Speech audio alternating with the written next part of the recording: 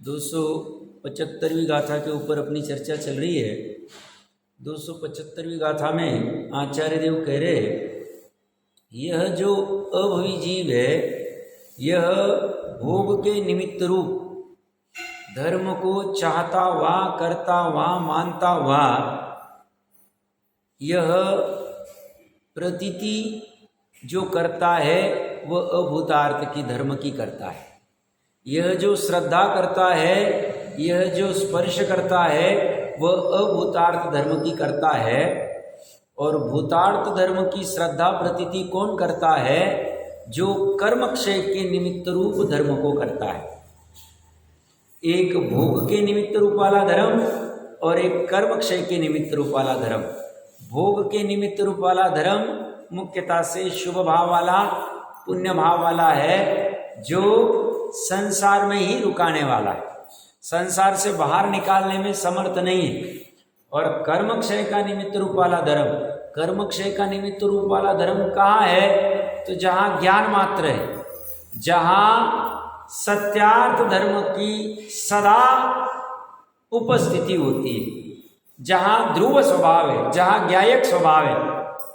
और इसीलिए समस्त व्यवहार नय का निश्चय ने निषेध किया।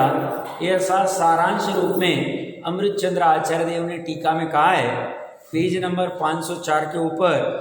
एक बार टीका की 2-4 लाइन तो वैसे विस्तार से चर्चा हो गई थी। देखिए क्या कह रहे हैं, अभव्य जीव नित्य कर्म फल चेतना रूप वस्तु की श्रद्धा करता है, किंतु नित्य ज्ञान चेतना मात्र वस्तु की श्रद्धा नहीं करता है, क्योंकि वह सदा भेद विज्ञान के अयोग्य है। स्व पर किसे कहते हैं उसे खबर ही नहीं है, इसलिए वह कर्मों से छूटने के निमित्त रूप ज्ञान मात्र भूतार्थ सत्यार्थ धर्म की श्रद्धा नहीं करता है। यहां धर्म की जो चर्चा की है, यह जानने मात्र रूप परिणमित जो हुआ है उस धर्म की चर्चा की है। यहां मात्र ध्रुव स्वभाव नहीं लिया है, ध्रुव स्वभाव के जैसी परिणत पर्याय भी ली है। इसलिए जानने मात्र धर्म की बात की, ज्ञान मात्र की बात की है। और ज्ञान मात्र भूतार्थ सत्यार्थ धर्म की श्रद्धा नहीं करता है, किंतु भोग के निमित्त रूप शुभ कर्म मात्र अभूतार्थ धर्म की ही श्रद्धा करता है। या भोग के निमित्त को क्या समझना चाहिए? इसमें भोग के निमित्त को मात्र 5 इंद्रियों के भोग ही नहीं समझना चाहिए। यहां भोग का निमित्त मतलब आकुलता का भोग,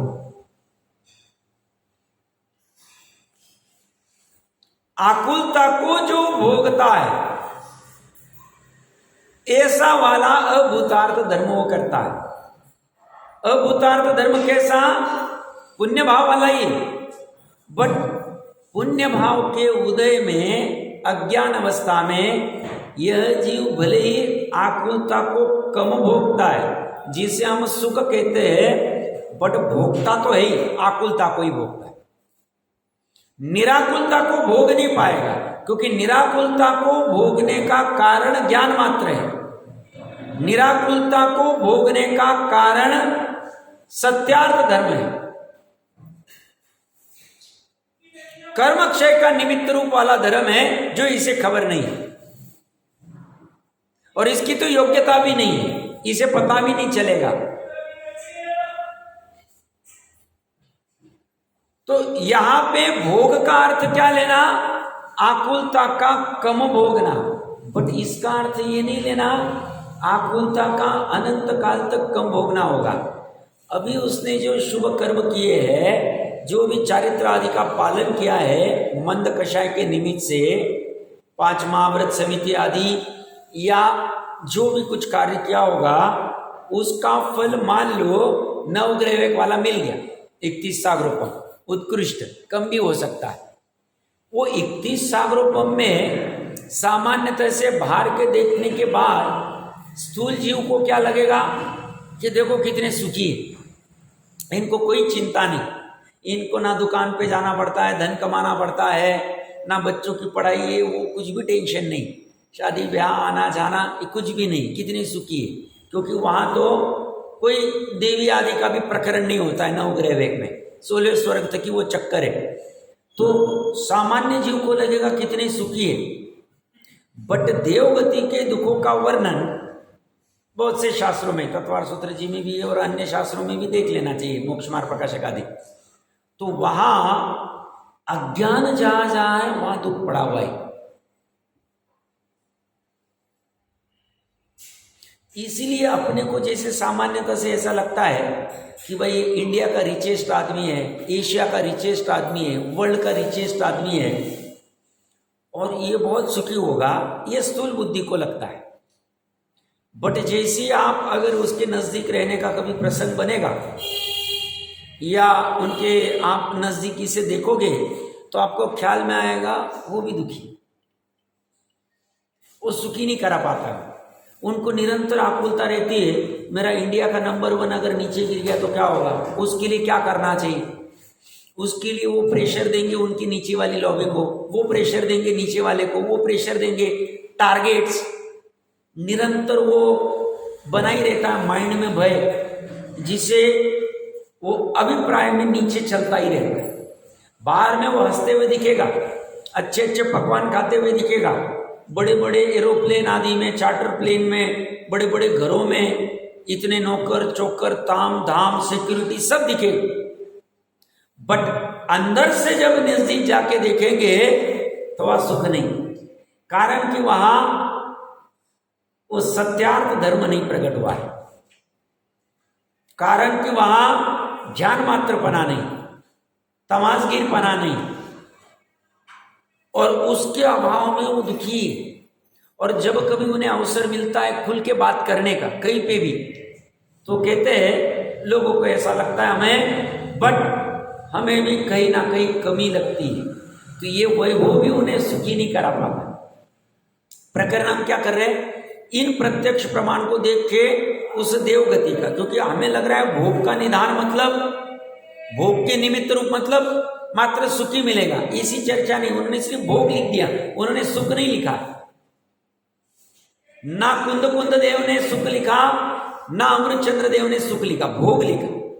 या भोग का अर्थ लेना है आकुलता का भोग, भले ही कम आकुलता को भोगेगा बट भोगता तो है, मंद कषाय में कम आकुलता को भोगेगा। बाहर के 9 कर्म के निमित्त से जो अघाती कर्म से निमित्त भी ऐसे मिलते हैं और अंतरंग में भी ऐसी छटपटाट नहीं होती, निमित्त नैमित्तिक से मोहनीय आदि कर्म का तीव्र उदय नहीं होता है कि जिससे और की आशा नहीं होती, तो कषाय मंद रहती है पर निराकुलता नहीं आती।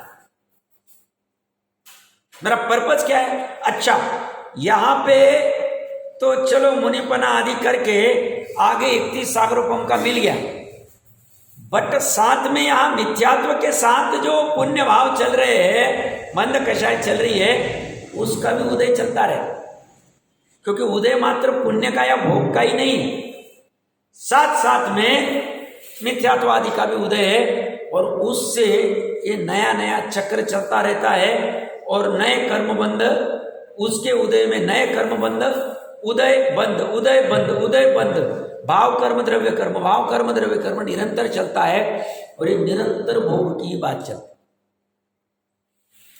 तो इसीलिए तो पुण्य को पापी का है। अब ये बात जुदा है, निचली भूमिका में भूमिका अनुसार वो करने के भाव भी आते हैं, पाप से बचने के लिए करना भी पड़ता है, क्योंकि स्वभाव में स्थिर होने की अभी उतनी ज्यादा काल तक की पात्रता नहीं, तो थोड़ा हुआ कि बाहर आ जाते, थोड़ा हुआ कि बाहर आ जाते। अब बाहर आने के बाद 2 ही ऑप्शन है, या तो अशुभ या शुभ। तो समझदार जीव क्या करता है, शुभ का आलंबन ले लेता, बट वो चाहता नहीं, स्वामी नहीं बनता है। और ये क्या कर रहा है, ये स्वामी बन के कर रहा है। कौन, अभविजी, और इसीलिए इसके भोग वाला अभूतार्थ धर्म का है। देखिए क्या कह रहे हैं, इसलिए वह कर्म से छूटने के निमित्त रूप ज्ञान मात्र भूतार्थ धर्म की श्रद्धा नहीं करता। परमानेंट धर्म भूतार्थ, किंतु भोग के निमित्त रूप शुभ कर्म मात्र अभूतार्थ धर्म की ही श्रद्धा करता है, झूठे धर्म की श्रद्धा करता है, जो धर्म है नहीं, उपचार से धर्म का है। जिसे पुण्य वाला धर्म कैसा है, देखो कहने की ताकत देखिए, ये वस्तु स्वरूप के अनुसार कहने की ताकत है। ऐसी ताकत कहां रहेगी, सच्चे जिन धर्म में ही मिलेगी और कहीं नहीं मिलेगी। ये सुनने मिलना, पढ़ने मिलना भी महापुण्य का उदय। पुण्य को भी अभूतार्थ धर्म कहना, झूठा धर्म। अभूतार्थ का अर्थ क्या है, झूठा है नहीं, उपचार किया है उसके ऊपर। उपचार क्यों किया, तीव्र कषाय से बचने की। पुण्य को धर्म नहीं कहना 363 मत में कहीं नहीं मिले। यहां तो थोड़ी कोई मानव सेवा कर देवे, थोड़ा सा कोई कुत्ते गाय आदि को कुछ करवा देवे, खिलवा देवे, या थोड़ा बहुत कुछ करवा देवे। कोरोना आदि में सब इन्होंने भोजन रखा था, इन्होंने कोरोना के काल में ऐसे बीच बीच में फोन आते थे कभी, और सब इन्होंने कितना कर रहे हैं लोगों को। उन्होंने लोगों के लिए जो वहाँ से निकल रहे और अपने बिहार यूपी जा रहे हैं उनके लिए भोजन रखा, ये किया, उनको ब्लैंकेट दिए, उनको ये किए। ये कह रहे वो धर्म नहीं है, अभूतार्थ धर्म है, झूठा धर्म। उसके ऊपर मजबूरी में हमने उपाय रखा। यहां तो दूसरे जीव का छोड़ो, अपने स्वयं के लिए किया जाने वाला 5 महाव्रत आदि वाला ये धर्म भी अभूतार्थ, वो विकल्प भी झूठा का, क्योंकि वो स्वलक्ष्य से चिगरा।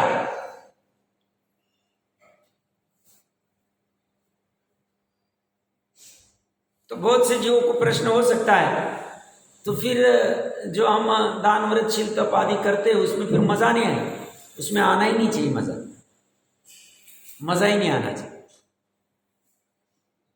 कर भी रहे हैं और अच्छा नहीं है ऐसी प्रतीति भी हो रही है, ये मोक्ष का कारण नहीं है ऐसी प्रतीति भी हो रही। भक्ति भी कर रहे, दान भी कर रहे, और इससे मेरा कल्याण होगा नहीं ऐसा मान भी रहे, साथ साथ में चल। तो उसमें वो फोर्स नहीं आए एकत्व का, कर्तृत्व का, तो उससे क्या होगा, आश्रव कम बनेगा, मिथ्यात्ववादी नहीं बनेगा। तो ये कह रहे हैं, ये भोग के निमित्त रूप शुभ कर्म मात्र, शुभ भाव मात्र अभूतार्थ धर्म की ही श्रद्धा करता है, शुद्ध भाव नहीं है, इसलिए शुभ कर्म मात्र लिख दिया है। वहां किंचित भी शुद्ध भाव नहीं, प्रतीति नहीं, इसलिए वह अभूतार्थ धर्म की श्रद्धा, प्रतीति, रुचि और स्पर्शन से ऊपर के ग्रह तक के भोग मात्र को प्राप्त होता है, किंतु कभी भी कर्मों से मुक्त नहीं होता है। किंचित मात्र भी कर्मों की सविपाक निर्जरा नहीं होती, अविपाक निर्जरा नहीं होती। उनके जो भी कर्म उदय में आएंगे अवयव के फल देखे जाएंगे।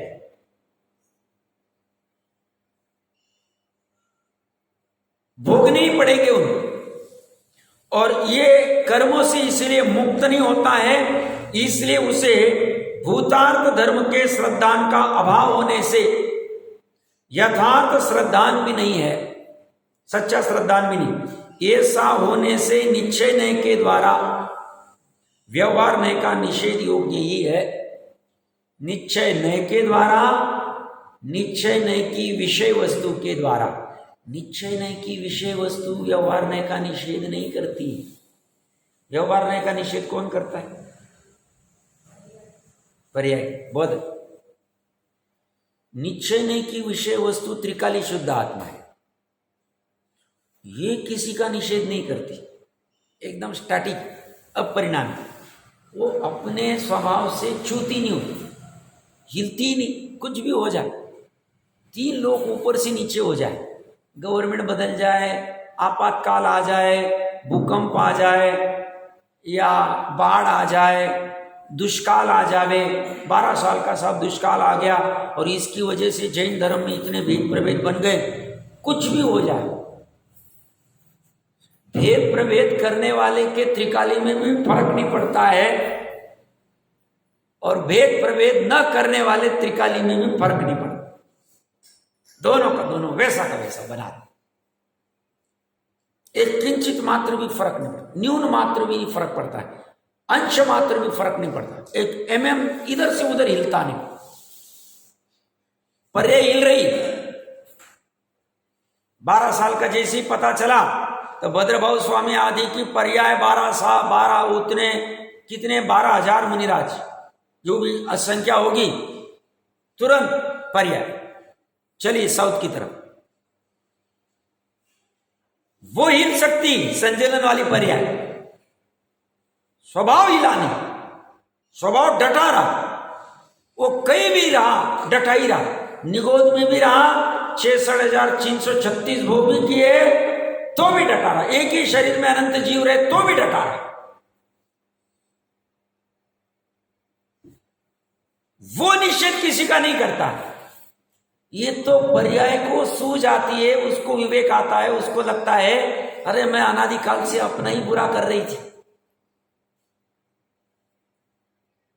स्वयं ही दुख भोग रही थी, स्वयं ही अकल्याण कर रही थी, कल्याण का जो साधन है वो मेरे पास ही पड़ा था और मुझे ही ठीक है कि मैं व्यवहार नहीं का निषेध कर दूं एक बार के लिए, ये मेरे लिए कल्याणकारी है। ये सब पर्याय को निर्णय होता है, ज्ञान की पर्याय, उसे ऐसा विवेक आता है और तब उसे 3 लोक 3 काल, मन वचन काय, कृतकारित अनुमोदन, समस्त चेतन अचेतन, अंतरंग बहिरंग परिग्रह का निरावलंबन होने में एक समय नहीं लगता, ज्ञान को भी नहीं, चारित्र को भी, सॉरी श्रद्धा को भी, चारित्र को तो अभी थोड़ी ढीलापन है।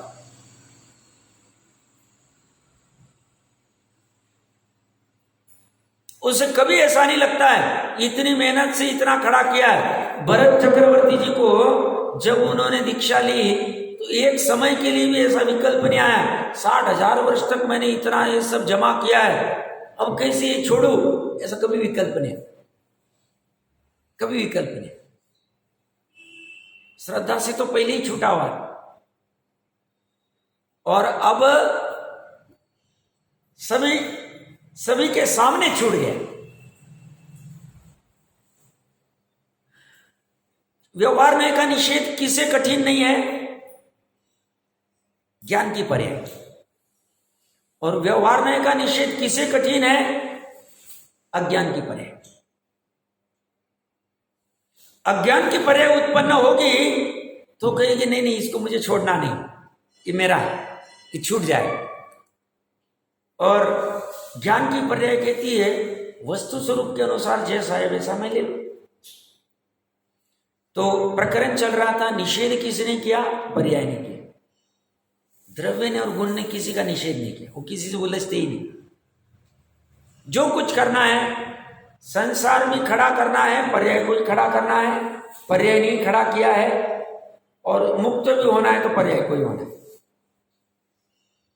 सॉल्यूशन सिंपल है, बाहर जाओ, बाहर मतलब स्वभाव से दूर जाओ, संसार खड़ा, कर्म बंधन खड़े, भोग खड़े, आकुलता के, दुख वाले और कम दुख वाले। कम दुख मतलब या पुण्य को कह रहा हूं मैं, सुख को कह रहा हूं, 5 इंद्रिय के विषय कह रहा हूं, वो खड़े। और स्वभाव तरफ जाओ मोक्ष खड़ा, कर्मक्षय चालू। कर्मक्षय करने के लिए क्या करना? तो कह रहे ज्ञान मात्र हो जाओ, सत्यार्थ धर्म का आलंबन करो, बाकी कुछ नहीं कहते। उपाय कितने सरल है, बहुत सरल है उपाय। कर्मक्षय करने का उपाय क्या? बंद अधिकार में कर्मक्षय की चर्चा करें। मोक्ष में करना चाहिए नहीं, हमें टाइम नहीं, हम आपको अभी बता दें सॉल्यूशन। हमने प्रॉब्लम भी बता दिया। मैं दूसरे को सुखी दुखी करूं, मैं किसी को जिलाऊ मारूं, मैं किसी को बंधन करूं, मुक्त करूं, मैं मनुष्य आदि, मैं ये लोक को अलोक को जान रहा हूं, धर्मा सिखाए, ये सब बोले बंध के कहा। और इससे छूटने का उपाय एकमात्र निश्चय का आलंबन है।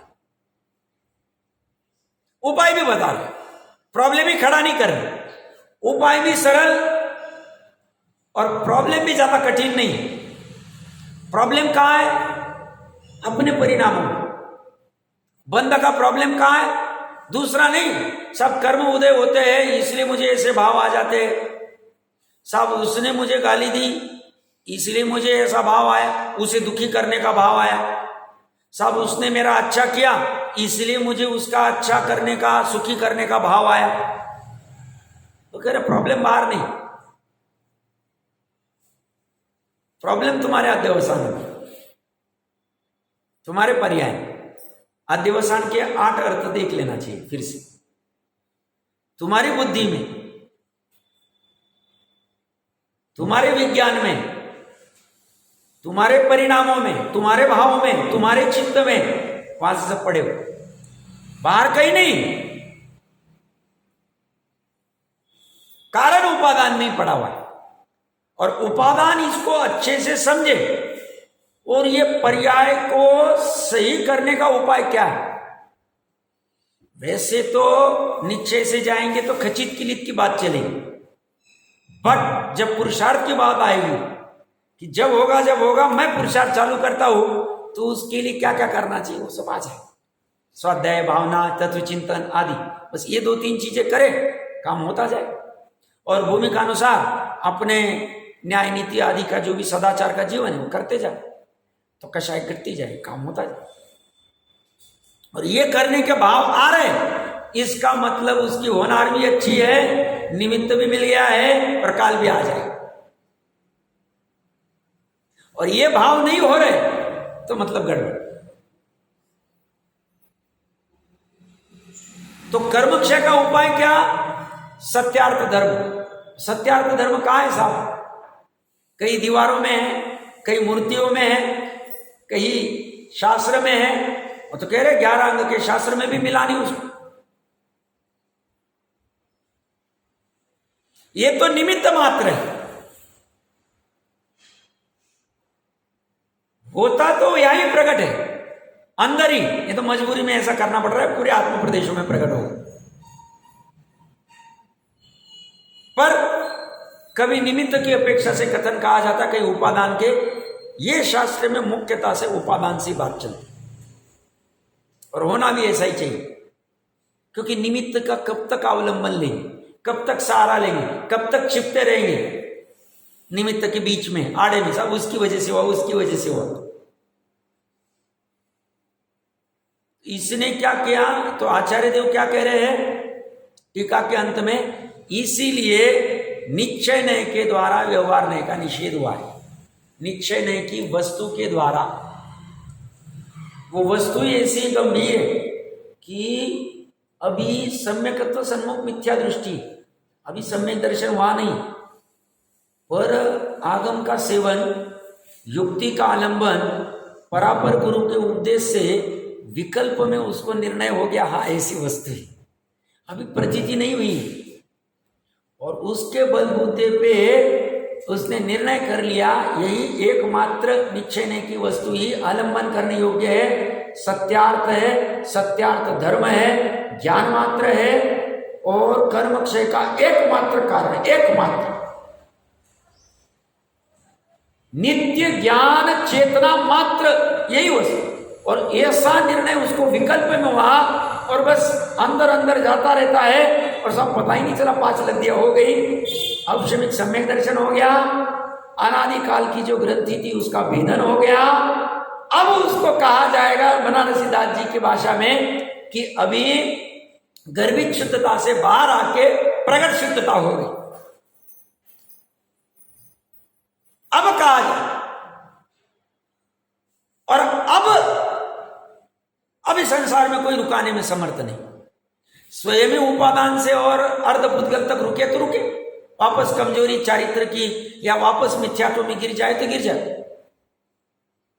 बट फिर भी ये वाला अंतर्मुहूर्त वाला सम्यक दर्शन कौन सा वाला, पहली बार किया हुआ, इतनी ताकत इसकी कि अर्धपुद्गल परावर्तन काल पूरा होने के पहले ही मनुष्य भोग भी दे देगा, वज्रऋषभ नारद सहनन भी दे देगा, मुनिपना भी अंगीकार करने का भाव आ जाएगा, भावलिंगत्व भी ले लेगा।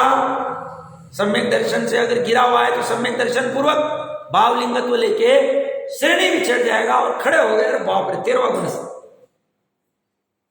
5000 धनुष ऊपर विराजमान हो गए। सामर्थ्य अंतर्मुहूर्त के सम्यक दर्शन, फिर इसकी महिमा।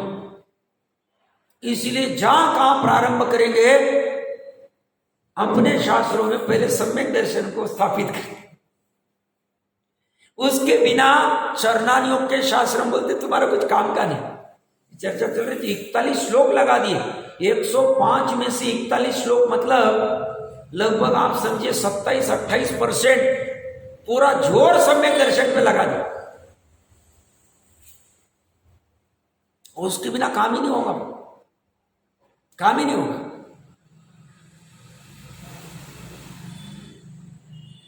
ये इसके साथ में तो काम पर्याय को करना है, अपनी पर्याय को करना है। मनुष्य पर्याय में ही अच्छा अवसर है, संगी पंचेंद्रिय के पर्याय में ही अच्छा अवसर है, आर्य क्षेत्र में ही अच्छा अवसर है, और उसमें भी अभी सब बाकी के जो वही मिली है ज्ञान के पर्याय को उठान लगाना। देखिए भावार्थ में क्या कहते हैं जयचंद जी साहब, अभव्य जीव के भेद ज्ञान होने की योग्यता न होने से वह कर्म फल चेतना को जानता है, किंतु ज्ञान चेतना को नहीं जानता है। इसलिए उसे शुद्ध आत्मिक धर्म की श्रद्धा नहीं है। धर्म किसके आश्रित है? आत्मा के आश्रित, आत्मिक, अपना धर्म। यहां पर की कोई गुंजाइश नहीं। निश्चय धर्म में तो पर की कोई आवश्यकता ही नहीं।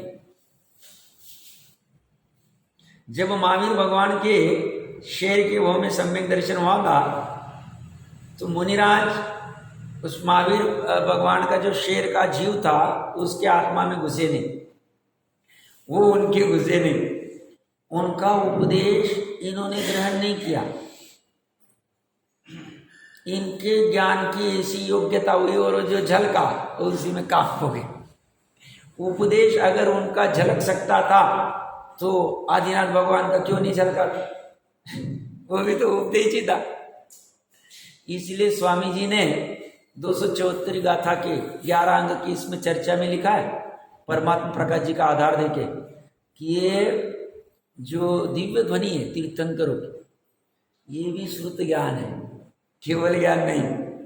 क्योंकि केवल ज्ञान तो उनकी पर्याय, ये जो भी कुछ वचन आदि से चलता है, अक्षरी या अनक्षरी, दिव्य ध्वनि अनक्षरी, वह सब श्रुत ज्ञान के बीच भेदों में आए। तो ये कहते हैं श्रुत ज्ञान से तू अपना आत्मा को प्राप्त कर सकता है, ऐसा श्रुत ज्ञान में सामर्थ्य नहीं हमारी दिव्य ध्वनि में। तू अपने स्वभाव से ही स्वयं को प्राप्त करेगा, ऐसा तेरे में सामर्थ्य है, ऐसा दिव्य ध्वनि में आता है। पर से प्राप्त कर पाए इसी नहीं बात। और इसलिए लिंग से ग्रहण नहीं हो सकता। 172 गाथा का वहां रेफरेंस है प्रवचन सार जी। ये अलिंग से ग्रहण होता है, इंद्रिय आदि से ग्रहण होने योग्य नहीं है। ये स्वयं से, स्वयं में, स्वयं के लिए ही ग्रहण, पूरा षटकारक वहां लग जाए। अभिन्न षटकारक पर्याय में खड़ा किया।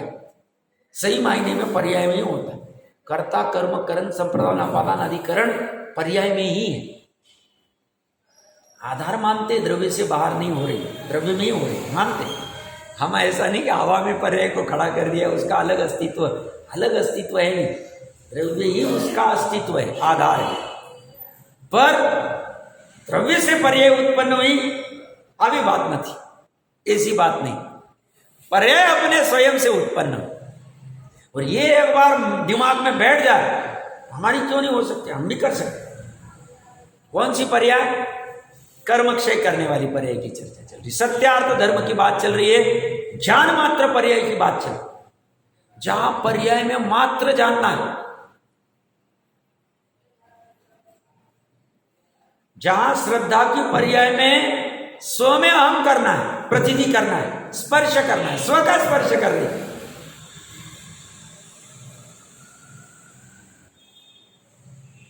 आज के लिए होमवर्क ले सकते हैं कि शुद्धोपयोग सम्यक दर्शन होने के बाद में शुद्धोपयोग से जब जीव बाहर आ जाता है, बहुत बार बाहर आता है, अंदर आता है, चलता रहता है, तो शुद्धोपयोग से ज्ञान और चारित्र तो बाहर आ गए,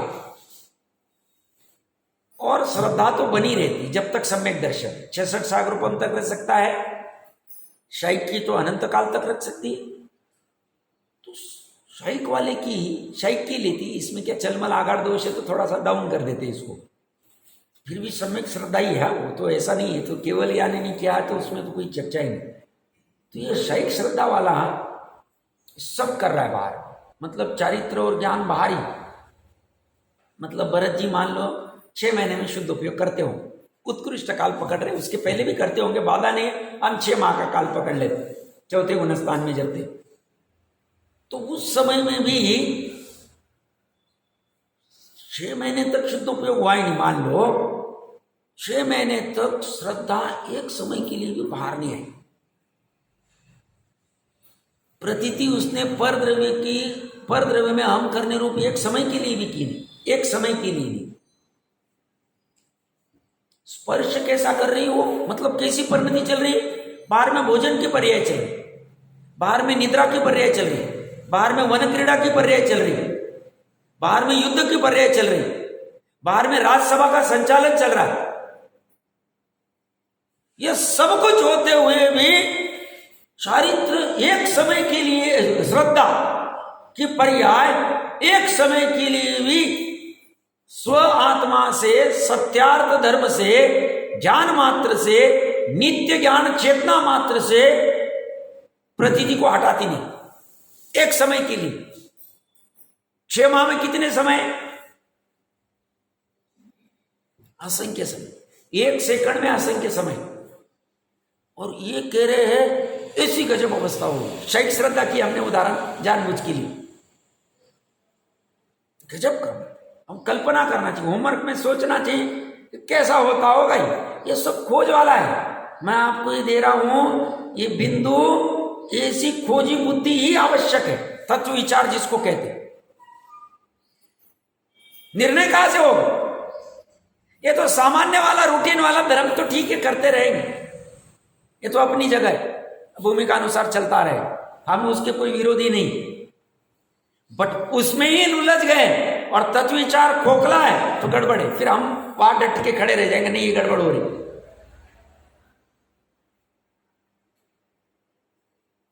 सोते वक्त, खाते वक्त, उठते वक्त, बैठते वक्त वो भोजन सामने खड़ा है, इतने सुंदर पकवान है, इतनी रूपवान 96,000 स्त्रियां खड़ी है, और श्रद्धा 1 सेकंड के लिए, एक समय के लिए भी उनमें अपना तो रूप प्रतीति नहीं करती, स्पर्श ही नहीं करती, उनकी श्रद्धा ही नहीं करती, उनकी रुचि ही नहीं कर रही। क्या गजब अवस्था!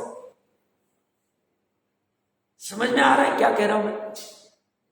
समझ, मतलब कैसा होता होगा, ये कैसी वस्तु, कैसी गजब है। वो श्रद्धा की पर्याय भी कितनी कमाल की। मानता हूं 5वें आर्य में श्रद्धा की पर्याय नहीं, अगले भाव में तो कर ही सकते, इतनी ताकत तो है, भावना तो बांध सकती। ओछी भावना क्यों बांधी? ओछी भावना क्यों बांधी? भावना ऊंची बात है। सामर्थ्य की बात चल रही, श्रद्धा की। ये दोनों कुछ भी करे, ज्ञान और चारित्र, इससे तो ज्ञान गड़बड़ नहीं कर रहा है। ज्ञान तो पर को जान रहा है बट पर रूप जान रहा है, ये उसका तो गजब है। हाँ, चारित्र थोड़ी गड़बड़ कर रहा है, मानते हैं हम, एकांती नहीं, हम ऐसे नहीं कहते दूध के धुले हम सिद्ध समान है, नित्य निगोद में भी सिद्ध समान थे। अरे भैया द्रव्य से ठीक, पर्याय से गड़बड़ थी ऐसा मानते हैं है, बट अनंत काल के लिए रहेगी ऐसी बात नहीं। वो पर्याय की गड़बड़ भी छूट जाएगी, सभी तीनों पर्याय, तीनों क्या अनंत पर्याय की गड़बड़ छूट सकती है, ऐसी सामर्थ्य पर्याय में ही है, द्रव्य में नहीं है। द्रव्य में क्या सामर्थ्य, द्रव्य में सामर्थ्य नहीं थी तो अभी तक करवा देता था। गुण में भी सामर्थ्य नहीं, मैं तो पर्याय को ऊर्ध्व कर रहा हूं, क्योंकि पर्याय ने गलती की और पर्याय ने गलती को सुधारा। पर्याय ने परमुख किया, पर्यायी स्वमुख आई, पर्याय ने पराश्रय किया, पर्याय ने स्वाश्रय किया।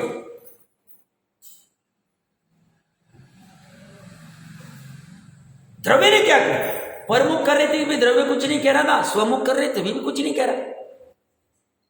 स्वमुख किया तो खुश हो गया, वो पर्याय को माला पहना दी द्रव्य ने, ऐसा कुछ नहीं हुआ। गुण ने कुछ उसकी पीठ थपथपे, कुछ नहीं हुआ। द्रव्य गुण पढ़े, आज की चर्चा महत्वपूर्ण है, समझना अच्छे से, समझने का प्रयास कर, और पूरा मोक्ष मार्ग पर्याय में ही चलेगा। द्रव्य गुण पर्याय की व्यवस्था और अन्य कहीं नहीं मिलेगी, कहीं नहीं। 363 मत पढ़ लो, बहुत महिमा आनी चाहिए हमें, कितना पुण्य होगा हमारा जो अभी तक ऐसी व्यवस्था पढ़ने सुनने चर्चा करने को मिल रही, गजब की व्यवस्था।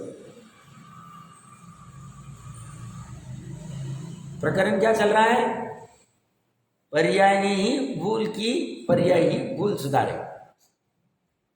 पर्याय ने ही पर का आश्रय लिया, व्यवहार का आश्रय लिया, उसी में हम क्या पर्याय स्वयं तोड़ी। हाँ, भूतकाल की पर्याय ने की थी वो तो चली गई, गायब हो गई। वर्तमान काल की पर्याय में पुरुषार्थ और कार्य होना। देखिए क्या कहते हैं, तो ये अभव्य जीव है, इसके भेद और ज्ञान होने की योग्यता न होने से कर्म चेतना, कर्म फल चेतना को जानता है किंतु ज्ञान चेतना को नहीं जानता, इसलिए उसे शुद्ध आत्मिक धर्म की श्रद्धा ही नहीं, अपने घर की श्रद्धा नहीं, अपनी श्रद्धा नहीं। मैं बहुत बार उदाहरण देता हूं, जनरली आज के बच्चों को माता पिता पे विश्वास नहीं, माता पिता इनका यही काम, वो चाह रहे अच्छा ही, भले उनकी कहने की पद्धति साइकोलॉजी आदि प्रॉपर मैनेजमेंट उनको नहीं आता होगा, वॉट एवर रीजन, क्योंकि आज के जनरेशन का वो मैच कर पाए ऐसा जरूरी नहीं है, पर भावना उनकी अच्छी होती है माता पिता की, और बाहर वाले डुबाना चाहते हैं, हम डूब रहे तू भी आके डूब, ऐसा होते हुए भी उसे वही अच्छा लगता। और ये जो शुद्ध आत्मिक धर्म है, ये इसको कल्याणकारी होते हुए भी इसको अच्छा नहीं लगता, इसकी श्रद्धा नहीं करता, अपने घर की श्रद्धा नहीं करता है, ये उसे शुद्ध आत्मिक धर्म की श्रद्धा नहीं है। अपना आत्मिक धर्म हमेशा के लिए शुद्ध है, इसने अशुद्धता कुछ भी नहीं की, मलिनता किंचित मात्र भी हुई नहीं उसमें, कैसे हो सकता। तो हमने जो इतने माया शल्य किए, इतने लोभ आदि किए, इतने क्रोध आदि के भाव किए, इतने अविरति के भाव किए, 5 इंद्रिय के विषय संदर्भ में, ऐसा पर्याय में चल, और जैसी ये पर्याय की दृष्टि गौण होगी और जैसी द्रव्य की दृष्टि ऊर्ध्व होगी, मोक्ष मार्ग थोड़ी काल में प्रकट हो। द्रव्य दृष्टि ये शुद्ध आत्मिक धर्म वाली, ये शुद्ध आत्मिक धर्म की श्रद्धा नहीं है, वह शुभ कर्म को ही धर्म समझकर उसकी श्रद्धा करता है, इसलिए उसके फलस्वरूप ग्रहवेग तक के भोगों को प्राप्त होता है, किंतु कर्मों का क्षय नहीं होता। इस प्रकार सत्यार्थ धर्म का श्रद्धा न होने से उसके श्रद्धानी नहीं कहा जा सकता। इस प्रकार व्यवहार नय के आश्रित अभव्य जीव को ज्ञान श्रद्धा न होने से निश्चय नय के द्वारा व्यवहार का निषेध योग्य ही है, उसने गलत नहीं किया है।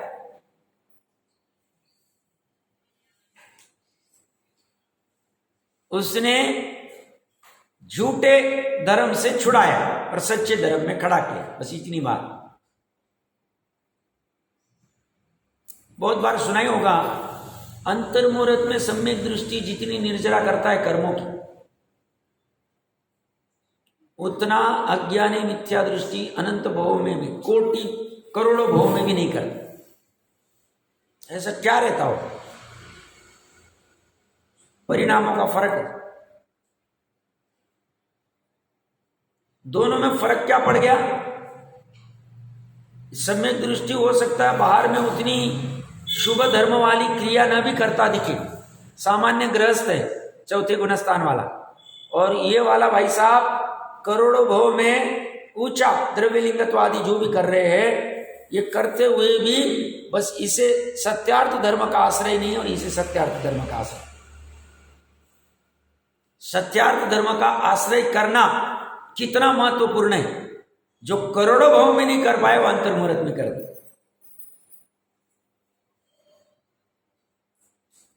ये जो आगे का पैराग्राफ है महत्वपूर्ण पैराग्राफ है, पढ़ लेता हूं, इसकी चर्चा भले ही करेंगे। यहाँ पे जयचंद जी साहब ने ये क्लियर कर दिया कि ये जो अभव्य है इसको यहाँ पढ़ के तुम चालू मत पढ़ जाना, क्योंकि सूक्ष्मता में केवली का विषय। ये जो अध्यात्म का कथन है स्थूल कथन है, अब उसकी सूक्ष्म में क्या भूल होती है, स्थूल को ही तुम भूल मान बैठोगे, ये तो मोटी मोटी भूल कही है। बाकी सूक्ष्म भूल केवल ज्ञान गम्य है, इसलिए उन्होंने हेतुवाद आदि की चर्चा की है। देखिए क्या कहते हैं, यहां इतना विशेष जानना चाहिए कि यह हेतुवाद रूप कारणवाद रूप अनुभव प्रधान ग्रंथ है। अनुभूति को यहां विशेषता दी जाती, प्रधानता दी जाती, प्रत्यक्ष अनुभव, स्वानुभव, प्रत्यक्ष आदि, इसलिए इसमें अनुभव की अपेक्षा से भव्य अभव्य का निर्णय है। अब यदि इसे अहेतुवाद आगम के साथ मिलाए, अहेतुवाद मतलब जहां कारण की मीमांसा नहीं, बस ऐसा है, ऐसा क्यों है पूछो मत। आगम में जैसा आता है ना कि साहब ये जैसे दो परमाणु हैं, इनका अगर स्कंद बनना है तो 2 गुण अधिक का डिफरेंस होना चाहिए, वो भी पर्टिकुलर स्पर्श गुण में होना चाहिए, वो भी स्निग्ध रुक्ष और उसी में होना चाहिए, कठोर आदि नहीं चलेगा। तो ये क्यों है? बस अहेतुवाद, इसका कारण कुछ नहीं।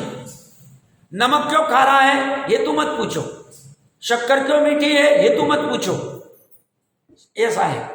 तो जब अहेतुवाद आगम के साथ मिला है, आगम अहेतुवाद होते हैं और अध्यात्म हेतुवाद वाला होता है, वहां अनुभूति आदि को तो उसमें मिला है, तो अभव्य को व्यवहार नहीं के पक्ष का सूक्ष्म केवली गम्य आशय रह जाता है, जो कि छद्मस्त को अनुभव गोचर नहीं होता, मात्र सर्वज्ञ देव जानते हैं। इस प्रकार केवल व्यवहार का पक्ष रहने से उसके सर्वथा एकांत रूप मिथ्यात्व रहता है। इस व्यवहार न के पक्ष का आशय अभव्य के सर्वथा कभी भी मिटता नहीं है। तो जिसको सर्वज्ञ देव ही जानते हैं, ऐसा क्या रह जाता है, थोड़ी सी चर्चा इसको करके फिर तात्पर्य हिंदी के ऊपर